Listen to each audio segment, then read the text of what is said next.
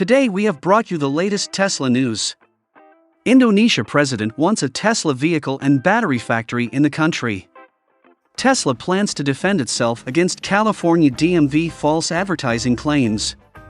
Tesla Giga Texas reaches production capacity of 1,000 Model Ys per week. And videos disproving false Tesla FSD Beta claims removed by YouTube. Let's get into all the details. So let's get started.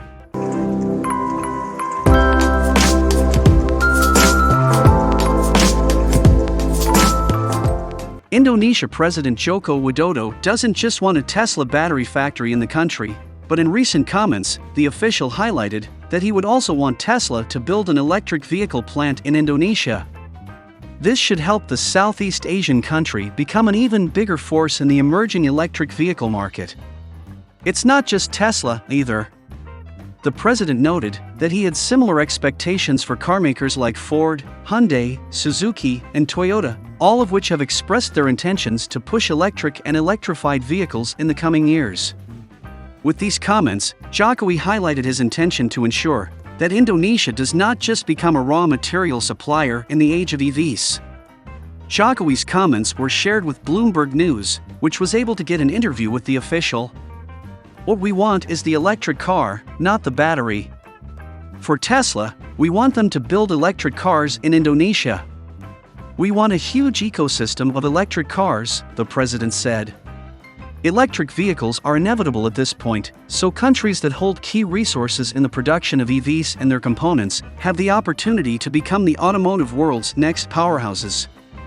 Indonesia is home to almost a quarter of the world's nickel reserves, so the country definitely has what it takes to become a key player in the sustainable transportation era.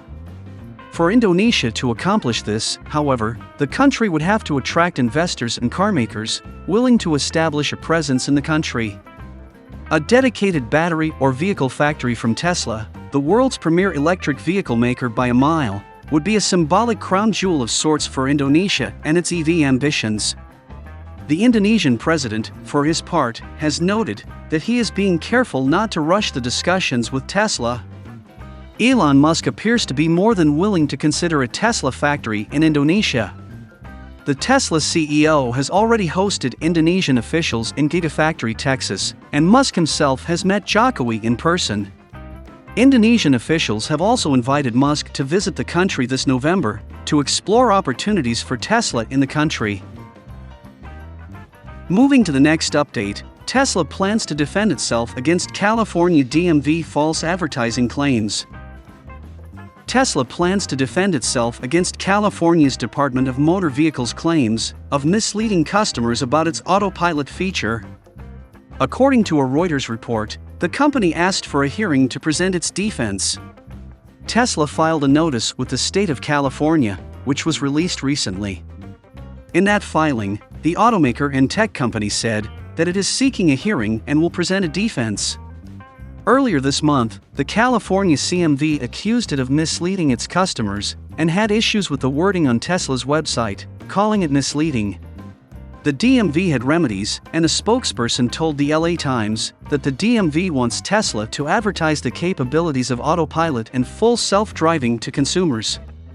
The DMV will ask that Tesla will be required to advertise to consumers and better educate Tesla drivers about the capabilities of its autopilot and full self-driving features, including cautionary warnings regarding the limitations of the features and for other actions as appropriate given the violations, the spokesperson said. Tesla is well known for its refusal to use traditional advertising methods to promote its products. If you see a Tesla in a television ad or a Super Bowl ad, it was most likely paid for by either a competitor or a supporter. In June, CEO Elon Musk took to Twitter to share his thoughts about advertising informationally, just so consumers could be educated about the features of the product, such as its air purification system. Tesla's success has made it a phenomenal case study for those interested in marketing and business. It's pretty rare for a company to not advertise, yet have not only record levels of success but a devoted brand following. There doesn't really seem to be a need for Tesla to buy traditional advertising, considering how each move made by its CEO is scrutinized heavily by supporters, critics, and the media. For Tesla, the only benefits of advertising traditionally would most likely be a reduced amount of negative press. Moving to the next update, Tesla Giga Texas reaches production capacity of 1,000 Model Ys per week.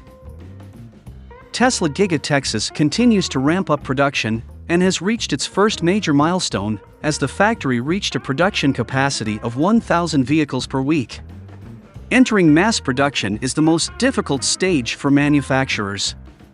Usually, this is a new product that requires new technologies, and in the case of Tesla, they are new not only for the company, but for the entire industry. As such, the technologies were invented from scratch. This becomes even more difficult when new manufacturing processes have to be applied in a new plant that has just been commissioned. Giga Texas officially launched 4.5 months ago. Here, Tesla had to work very hard to carefully put the factory into operation, while some of its parts continue to be completed to this day. In addition, the company uses new production equipment and a team that needs to immediately learn how to work with it. Tesla is also dependent on the volume of production of its new 4680 battery cells, and will be able to ramp up Model Y production as cell production increases. On Friday, Holmar's blog on Twitter shared some great news. Giga Texas has reached a production capacity of 1,000 Model Ys per week. In addition, he added a photo in which the factory employees involved in reaching the milestone put their signatures on a large canvas with a commemorative T1000 inscription. The milestone comes less than 1 month after CEO Elon Musk revealed during the Q2 2022 earnings call that the new US factory has yet to reach a production capacity of 1,000 vehicles a week, but expressed hope that this will happen in the coming months. So, also making good progress with production ramp with Berlin. We achieved an important milestone of 1,000 cars a week in June. And we are expecting our Giga Texas to exceed the 1,000 vehicles per week milestone, hopefully in the next few months, Musk said. It is not known whether the head of the company misspoke or if Giga Texas proved to work at super strength, but the milestone was reached just a few weeks after these words. Moving to the last update, videos disproving false Tesla FSD Beta claims removed by YouTube. 2 videos debunking the claim that Tesla's full self-driving runs over children have been removed by YouTube. The videos were in response to a television ad campaign put forth by Green Hills Software CEO, Dan O'Dowd.